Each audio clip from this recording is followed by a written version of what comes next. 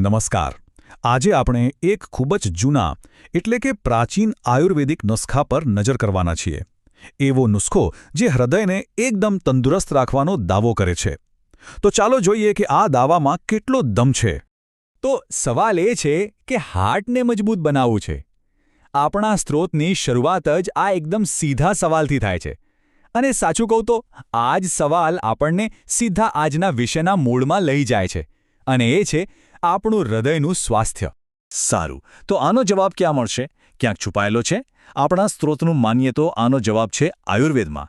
તો ચાલો આપણે એ શક્તિશાળી ઔષધિ વિશે જાણીએ જે આ બધા દાવાઓ પાછળનો મુખ્ય આધાર છે. અને એ વસ્તુ છે અર્જુન છાલ. હવે એકદમ સરળ શબ્દોમાં કહીએ તો આ બીજું કંઈ નહીં પણ અર્જુન નામના ઝાડની છાલ છે. અને ખબર છે, આયુર્વેદમાં તો તેનો ઉપયોગ સદીઓથી થતો આવ્યો છે, ખાસ કરીને સ્વાસ્થ્ય સાથે જોડાયેલા ઉપચારો માટે. અને અહીં એક મજેદાર વાત છે. આપણો જે સ્ત્રોત છે ને, એ આને કોઈ સામાન્ય ઔષધિ નથી ગણતો. ના, એ તો આને આયુર્વેદની સૌથી પાવરફુલ ઔષધિનું બિરુદ આપે છે.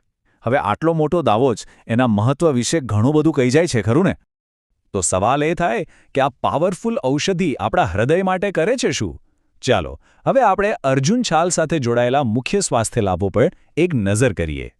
જુઓ, સ્ત્રોત પ્રમાણે આના 3 મુખ્ય ફાયદા ગણાવવામાં આવ્યા છે. પહેલું, હૃદયને મજબૂત બનાવે છે. બીજું, બ્લડ પ્રેશરને કંટ્રોલમાં રાખે છે. અને ત્રીજું, કોલેસ્ટ્રોલ ઘટાડે છે. ચાલો હવે આ ત્રણેય ફાયદાને જરા ઊંડાણથી સમજીએ. ઓકે, તો પહેલો અને કદાચ સૌથી અગત્યનો દાવો એ છે કે આ હૃદયના જે સ્નાયુઓ હોય ને એને મજબૂત બનાવે છે. આનો મતલબ શું થયો? મતલબ કે એ હૃદયની ઓવરઓલ કામ કરવાની જે ક્ષમતા છે, એની જે તાકાત છે, એમાં સુધારો લાવી શકે છે. અને મજબૂત હૃદય તો સારા બ્લડ સર્ક્યુલેશનનો પાયો છે, બરાબર ને? હવે વાત કરીએ બીજા દાવાની, જે બ્લડ પ્રેશરને કંટ્રોલ કરવા સાથે જોડાયેલો છે. આપણને બધાને ખબર છે કે હાઈ બીપી એટલે કે હાઈ બ્લડ પ્રેશર હૃદયરોગ માટે કેટલું મોટું જોખમ છે. તો અહીં એવો દાવો કરાયો છે કે અર્જુન છાલ તેને કાબૂમાં રાખવામાં મદદ કરી શકે છે. અને હવે ત્રીજો દાવો, કોલેસ્ટ્રોલ ઘટાડવાનો. જો શરીરમાં ખરાબ કોલેસ્ટ્રોલ વધી જાય તો એ નસોમાં જમા થઈને બ્લોકેજ કરી શકે છે. એ તો આપણે જાણીએ જ છીએ. તો સ્ત્રોતનું કહેવું છે કે આ ઔષધિ એ ખરાબ કોલેસ્ટ્રોલને ઘટાડવામાં પણ કામ આવી શકે છે.